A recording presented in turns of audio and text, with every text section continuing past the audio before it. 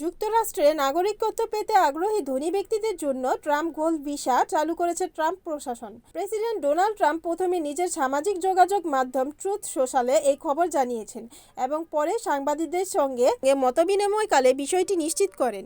Trump বলেন, যোগ্য ও যাচাইকৃত আগ্রহীদের জন্য দারুণ খবর। ট্রাম্প গোল্ড ভিসা মার্কিন নাগরিকত্ব পাওয়ার সরাসরি পথ হিসেবে কাজ করবে। আমাদের কোম্পানিগুলো তাদের মেধাবী কর্মীদের ধরে রাখতে পারবে। ভিসা পেতে আগ্রহীদের প্রথমে ট্রাম্প কার্ড গভর্নমেন্ট ওয়েবসাইটে গিয়ে আবেদন করতে হবে।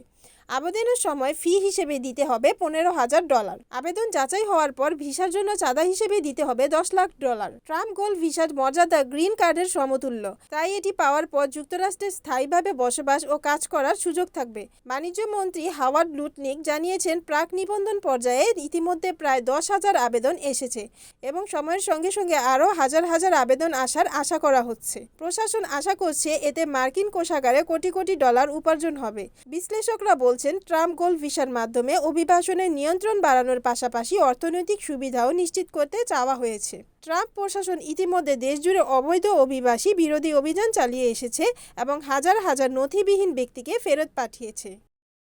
Desk report, NN TV.